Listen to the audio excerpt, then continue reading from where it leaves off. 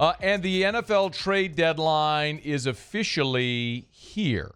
It is 4 o'clock Eastern, 3 o'clock Central. At this very moment, the NFL trade deadline has now come and gone. And we actually have breaking news literally right here at the trade deadline.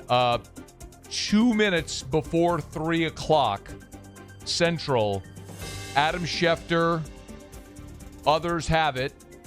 The New Orleans Saints are trading, the New Orleans Saints are trading. They're not trading anybody. They're trading offensive lineman Trevor Penning to the Chargers. It has since also been reported by Rappaport, by Nick Underhill. Trevor Penning's time in New Orleans is done.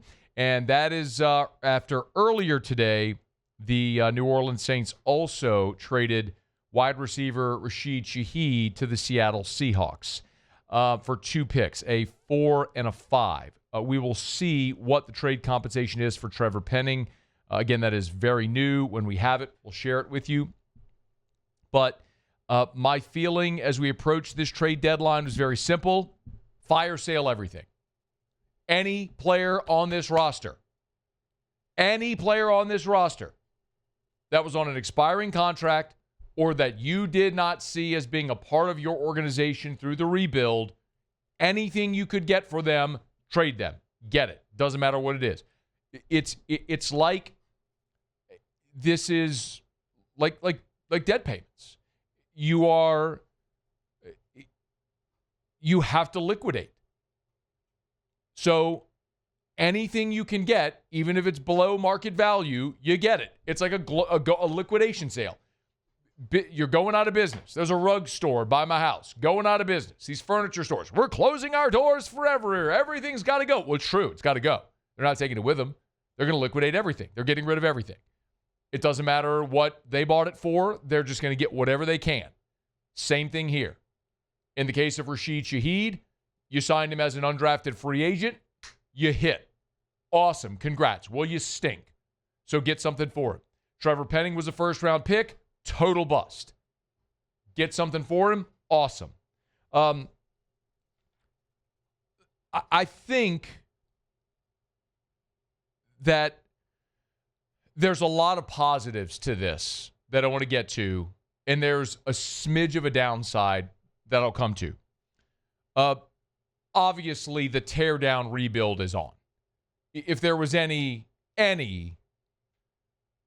thought of a conflicting point of view or a contrasting point of view, let that be gone. You just traded your best wide receiver and a former first-round pick on the offensive line. And that's an offensive line right now that already stinks. You can't run block. You can't pass protect. You've got a rookie left tackle, a second-year right tackle, who, by the way, is injured, and your starting center's injured. So now you're left with Cesar Ruiz, who stinks, a rookie left tackle, and then everybody else is going to be new.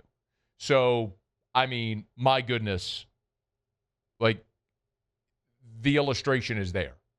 I mean, they are not trying to win the rest of the way. They're getting whatever they can to play for the future, and it is the right thing to do. Let me talk about Shaheed because I don't yet have.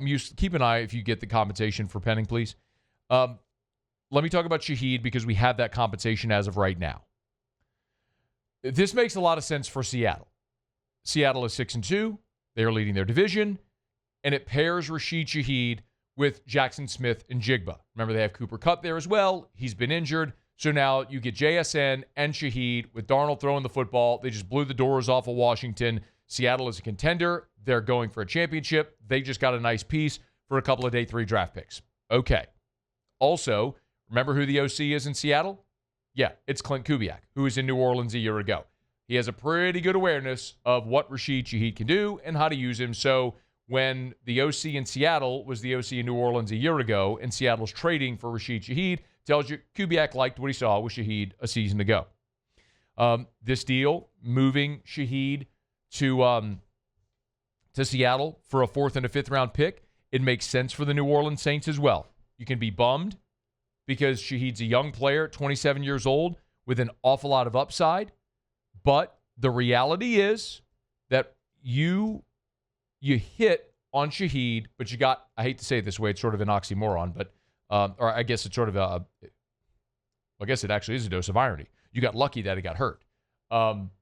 which you wouldn't necessarily think that him being hurt would make you lucky, but him being hurt is the reason that he was able to sign a one-year bargain basement deal with you for this year, one year, $5 million. So otherwise, had Shaheed stayed healthy, he would have got a much bigger, probably longer-term deal this past offseason. And anyway, he signed a one-year prove-it deal with the team, and now he's off to Seattle, and they'll extend him, no doubt. But he's coming off a one-year deal, or he's in a one-year deal coming off an injury. He's a free agent after the season.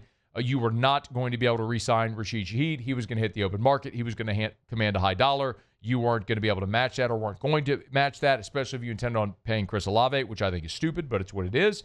So get something before him now, before he walks in free agency at the end of the season. Makes a lot of sense. They did the deal. They got a 4 and a 5. Now, as we look at the compensation, it's a 4th-round pick and a 5th-round pick for this year, this coming draft, the 2026 draft. I'll remind you, New Orleans traded for Devon Vele with Denver, and the Saints sent their 4th-round pick to Denver for Devon Vele. So they, in effect, here recoup their 4th-round pick. Now, it's not what, because the Saints' 4th-round pick might very well be the first pick of the 4th round, whereas Seattle's pick is going to be late in the 4th round. So you're probably going to be talking in the neighborhood of 25 to 30 spots difference between the two picks.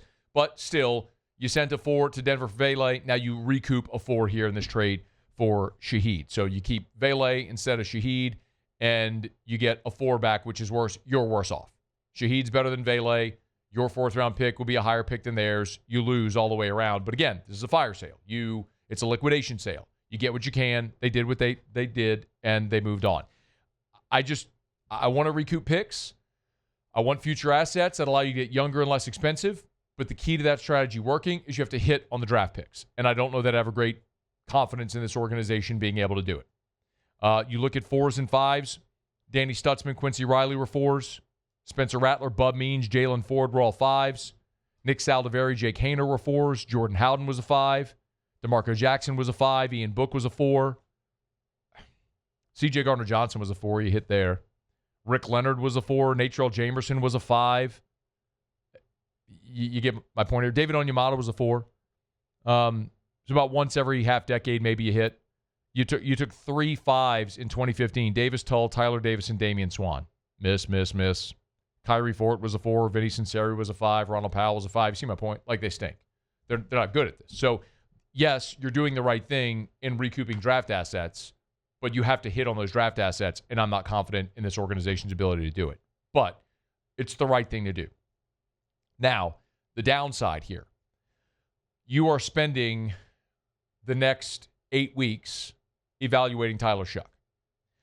And now you're going to spend 8 weeks evaluating Tyler Shuck without Rashid Shaheed, where your best weapon is Chris Olave, who stinks, Juwan Johnson, who stinks, Alvin Kamara, who's old and injured, Taysom Hill, who's old and injured, Devon Vele, who on the season has 5 catches for 39 yards. I guess he's the guy that gets the big opportunity here with Shaheed out of town.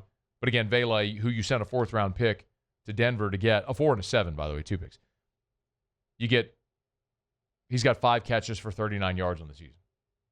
So it's tough to evaluate Shuck where you have a rookie left tackle, your right tackle, Fuaga's hurt, McCoy, your center's done for the year. You just traded Trevor Penning. And your other starting veteran offensive lineman is Cesar Ruiz, who stinks. And then you have no good offensive weapons. So, good luck, kid. Go get him.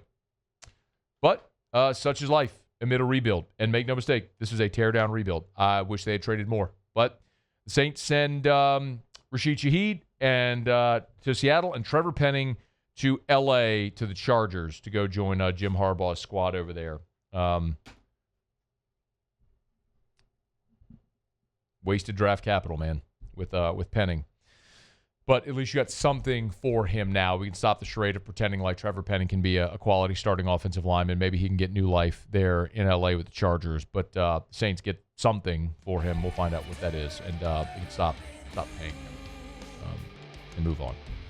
Hey, thanks so much for watching. Please leave your comments. I love to interact, and be sure to hit the red subscribe button below.